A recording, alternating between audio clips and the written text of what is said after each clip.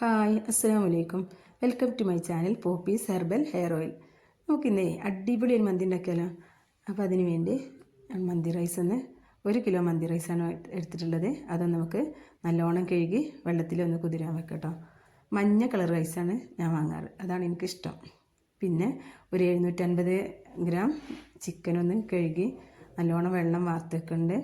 പിന്നെ ഒന്ന് വരിഞ്ഞ് കൊടുക്കാം കേട്ടോ. അല്ലാന്നുണ്ടെങ്കിൽ നമുക്കൊരു സ്റ്റിക്ക് ഉപയോഗിച്ചിട്ടൊന്ന് കുത്തി കൊടുത്താലും മതി കേട്ടോ. ഇനി നമുക്കതൊന്ന് മാരിനേറ്റ് ചെയ്യാം. അപ്പോൾ അതിന് വേണ്ടി ഒരു പാത്രത്തിലേക്ക് നമുക്ക് ഒരു 1.5 ടീസ്പൂണ് പച്ചമല്ലി, 1 ടീസ്പൂൺ കുരുമുളക് പൊടി, പിന്നെ 1 ടീസ്പൂൺ ചെറിയ ജീരകം, അതേപോലെ തന്നെ 1 teaspoon garam masala powder, 2 teaspoon ഇഞ്ചി വെളുത്തുള്ളി പേസ്റ്റ്, 1 ടീസ്പൂൺ മഞ്ഞൾപ്പൊടി, 2 ടീസ്പൂൺ മുളക് പൊടി, 3 ടീസ്പൂണ് മല്ലിപ്പൊടി, 1 ടീസ്പൂൺ പെരിഞ്ജീരകം കൂടി ഇട്ടാം.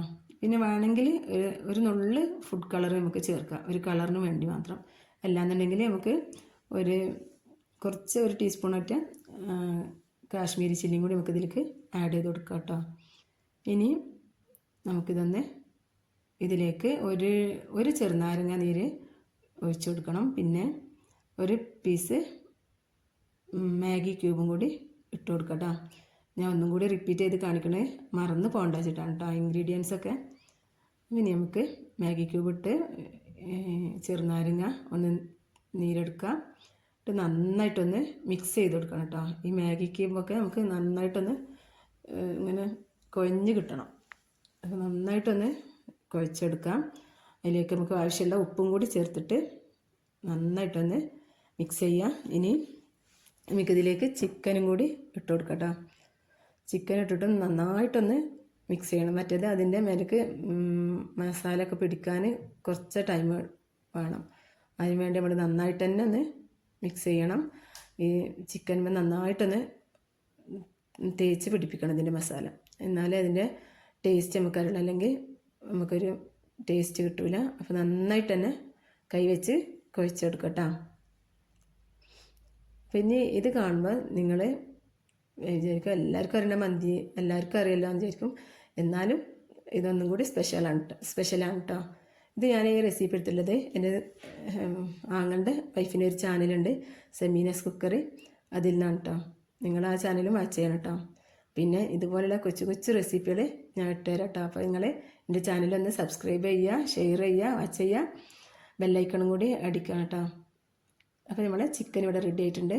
നല്ലൊരു കളർ തന്നെ കിട്ടിയിട്ടുണ്ട് കേട്ടോ. ഇനി നമുക്ക് ആ സമയം കൊണ്ട് ഒരു പോട്ടിൽ അത്യാവശ്യം വെള്ളം വെക്കണം കേട്ടോ. നിങ്ങളുടെ അടുത്തുള്ള ഏത് പാത്രത്തിൽ വേണമെങ്കിലും വെക്കാം. അപ്പോൾ അതിലേക്ക് നമ്മൾ ഉപ്പിട്ട് കൊടുക്കണം. പിന്നെ ബേ ലീഫ് ഇട്ട് കൊടുക്കണം. 1 2 3 ബേ ലീഫ് നമുക്ക് ഇട്ട് കൊടുക്കാം. പിന്നെ 1 ടീസ്പൂൺ കുരുമുളക് ഇട്ട് കൊടുക്കണം. പിന്നെ അതിലേക്ക് കറാമ്പട്ട, ഏലക്കായ, കറുകപ്പുണ്ടല്ലോ, അതും കൂടെ ഇട്ട് കൊടുക്കണം. മഞ്ഞൾപ്പൊടിയും കൂടി ഇട്ട് കൊടുത്തിട്ട് നന്നായി തിളച്ച് വരുന്ന സമയത്ത് ഇതിലേക്ക് റൈസ് ഇട്ട് കൊടുക്കണം കേട്ടോ. ഇനി നമ്മൾ ഒരു ബിരിയാണി പോട്ട് വെച്ചിട്ട്, ഏതെങ്കിലും സ്റ്റീലിൻ്റെ പോട്ടായാലും മതി.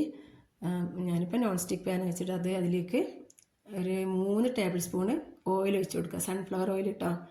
ഇനി അതിലേക്ക് ചിക്കൻ്റെ പീസുകൾ വെച്ച് കൊടുക്കുക, പരത്തി വെച്ച് കൊടുക്കുക. അതിൽ ബാക്കിയുള്ള മസാലയും കൂടി അതിലേക്ക് ഇട്ട് കൊടുക്കുക.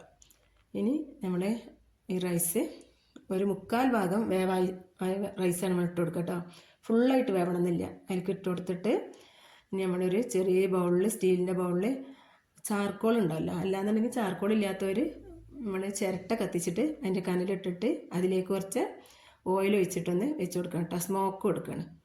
അപ്പം നല്ലൊരു സ്മെല്ല് നമുക്ക് കിട്ടും. അപ്പോൾ നമ്മളെ മന്തി ഇവിടെ റെഡി ആയിട്ടുണ്ട് കേട്ടോ.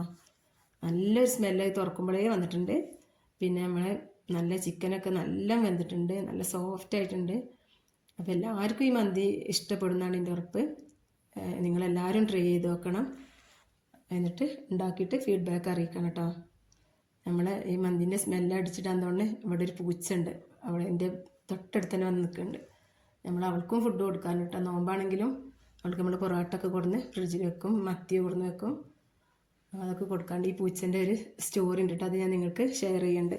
അപ്പോൾ നമ്മൾ ഈ മന്തിൻ്റെ കൂടെ തന്നെ ഞാൻ മയോണൈസും ഉണ്ടാക്കിയിട്ടുണ്ട്, മന്തി സോസും കൂടി തയ്യാറാക്കിയിട്ടുണ്ട് കേട്ടോ. അപ്പോൾ നിങ്ങൾ എന്തായാലും ഉണ്ടാക്കി നോക്കുക. എല്ലാവരും ഫീഡ്ബാക്ക് അറിയിക്കണം കേട്ടോ. എല്ലാവർക്കും ഉണ്ടാക്കാൻ പറ്റിയൊരു സിമ്പിൾ റെസിപ്പിയാണ്. അപ്പോൾ എല്ലാവരും വാച്ച് ചെയ്യുക. അസ്സലാമു അലൈക്കും.